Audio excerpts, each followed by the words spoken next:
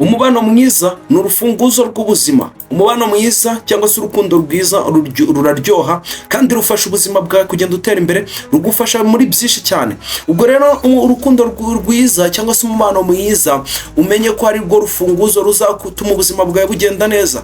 Niho hantu uza umenye ko ari yo stock yo kugira ngo ubuzima bwawe bugende neza. Ibintu hano 10 ugomba kwitaho kugira ngo umubano wawe cyangwa se urukundo rwawe rukomeze rube urufunguzo rwiza rw'ubuzima. Ikintu cya mbere kiravuga ngo ntugatangire umubano igihe ubuzima bwawe bumeze nabi.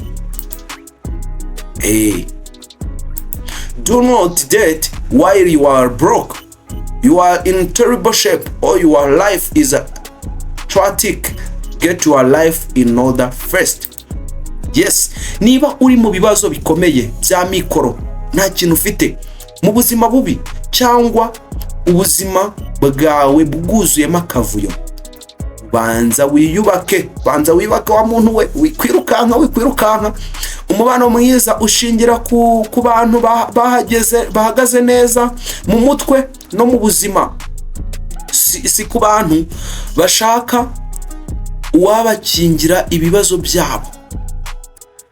Ngo nshaka umukunzi muri no minsi ufite stress, ngo uzajya mara stress. Oya, ubwo rukundo nta kintu uzagufasha, ubwo ruzagusigira stress ziruta izo wari ufite. Ubwo rukundo ruzagusigira stress ziruta izo wari ufite.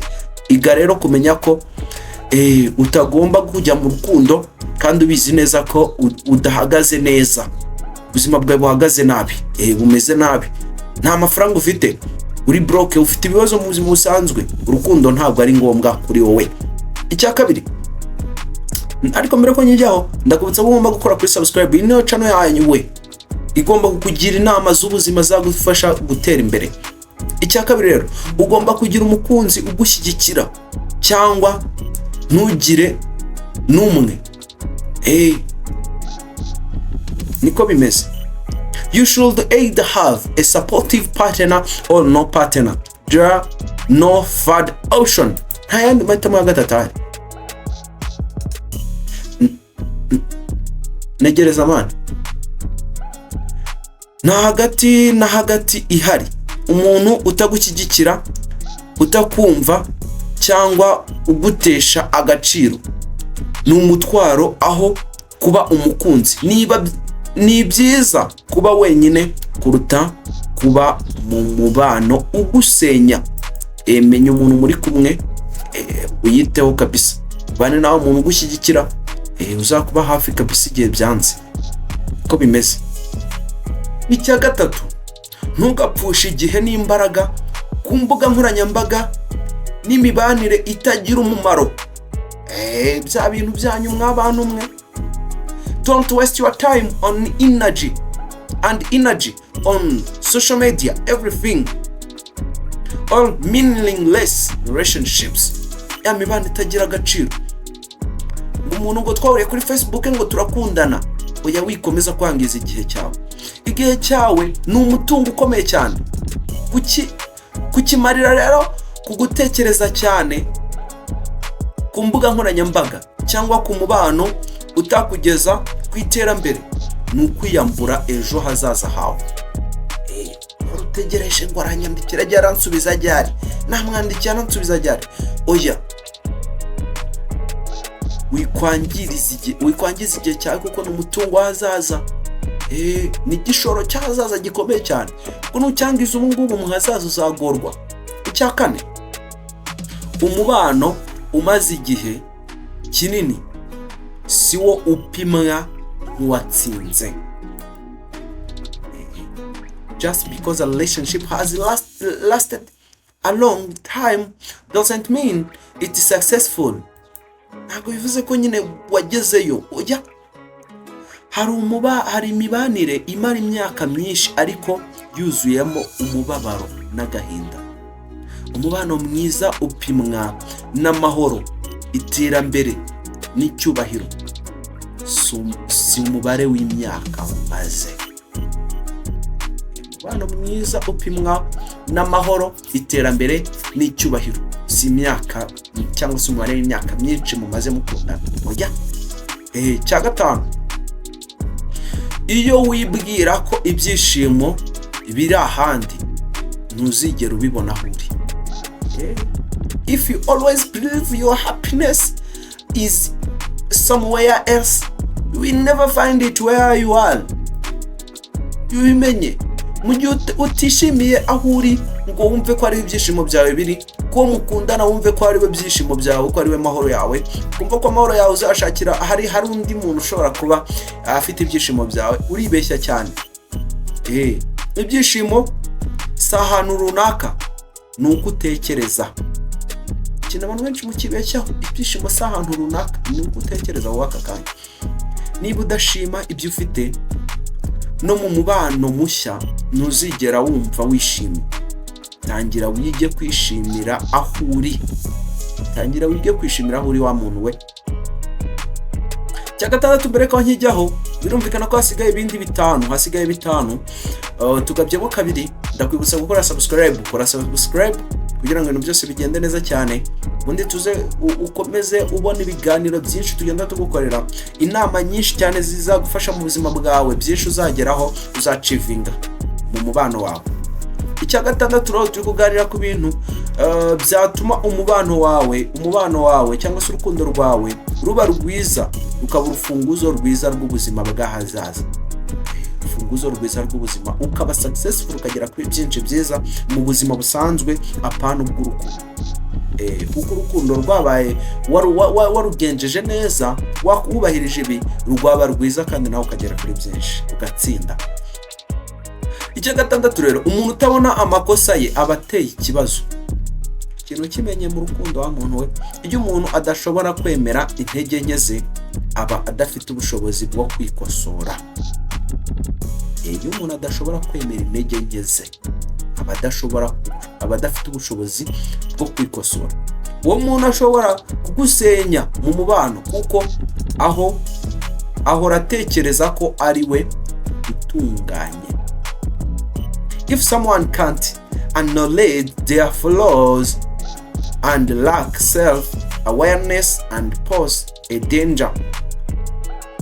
Ko bimeze, umuntu ashobora kuzaguteza ibibazo kuko ntabwo nyine yemera amakosa ye. Icya karindwi, kwiyubaha biva mu kwifata, si mu gushimisha abandi. Ikintu kimenye, kwiyubaha nyakuri ni ukwigenzura, uhitamo icyiza, ni ugukurikiza indangagaciro zawe, si uguhora ushaka gushimisha abantu cyangwa gukenera ko bagushima.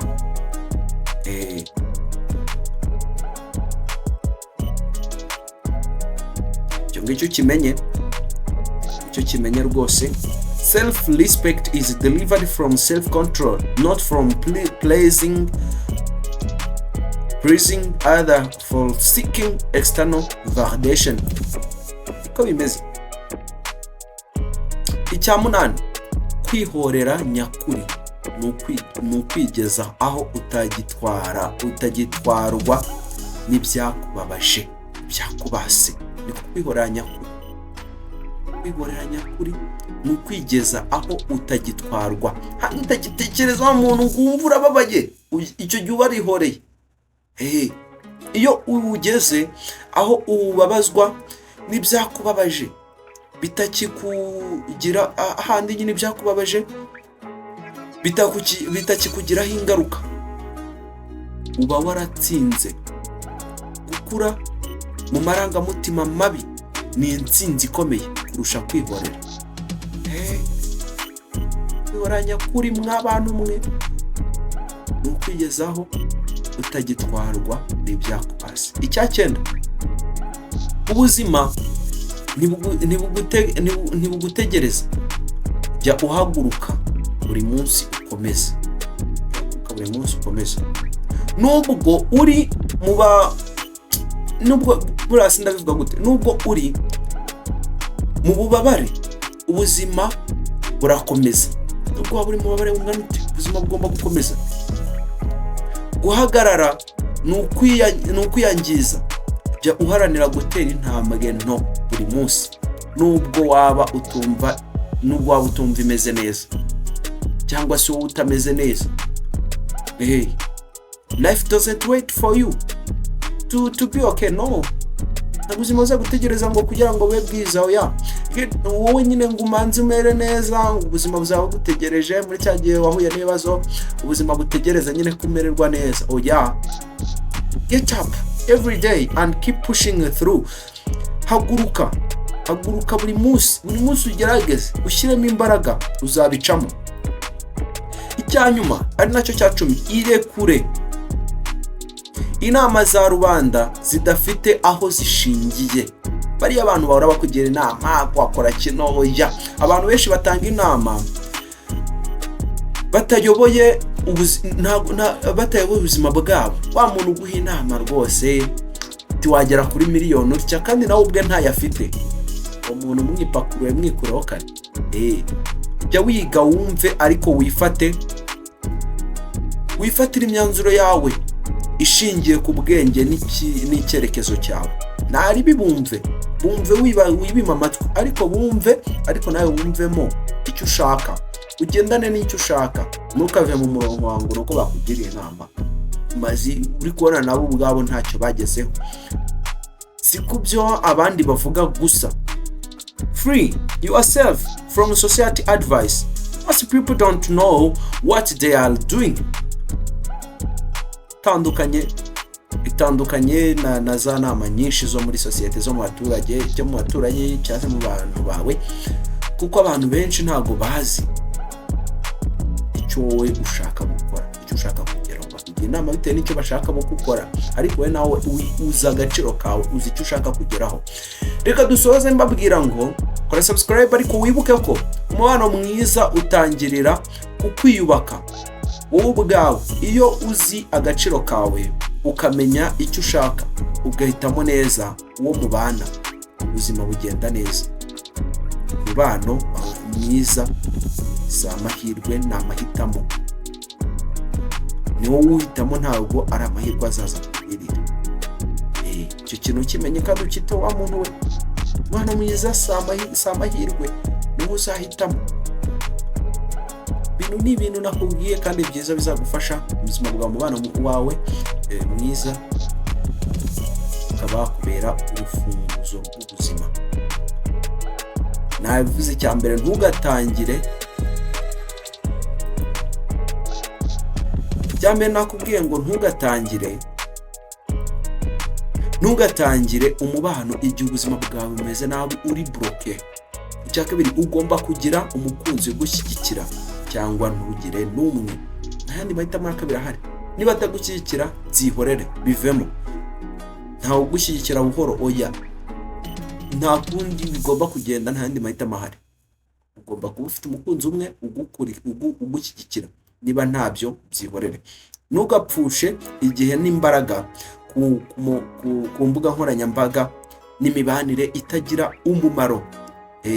Icya kane, umubano umaze igihe kinini si wo upima cyangwa se upimwa nk'uwatsinze, nk'uwageze kuri byinshi. Icya gatanu, iyo wibwira ko ibyishimo biri ahandi, ntuzigera ubibonaho. Gatandatu, umuntu utabona amakosa ye aba ateye ikibazo, umwirinde, mugendere kure. Icya karindwi, kwiyubaha biva mu kwifata, si mu gushimisha abandi. Icya munani, kwihorera nyakuri ni ukwigeza aho utagitwarwa n'ibyakubabaje, byakubase. Icya cyenda, ubuzima ni bugutekerereza, cyangwa nta nubwo bugutegereza. Jya uhaguruka buri munsi ukomeze. Icya cumi, irekure inama za rubanda zidafite aho zishingiye. Ibyo byose umuntu uzashobora kubimanaginga, uzaba ubuzima bwiza kandi uzagera kure. Buri gihe murambifuriza itsinzi, kandi itsinzi iva kwa nyir'ibiremwa, Imana Nyagasani, we byose, we rugira byose, dukesha ubugingo. Imana ikomeze barinde kandi ibahe umugisha. Ndabakunda cyane. Kora subscribe n'utarayikora, kandi like mw'abantu. Ibyo ni nacyo kintu nshaka buri mbere y'ibindi byose. Kora kuri like kugira ngo ibintu byose bikomeze bigende neza cyane. Ndabakunda cyane. Imana ikomeze barinde kandi biteho. Ciao ciao.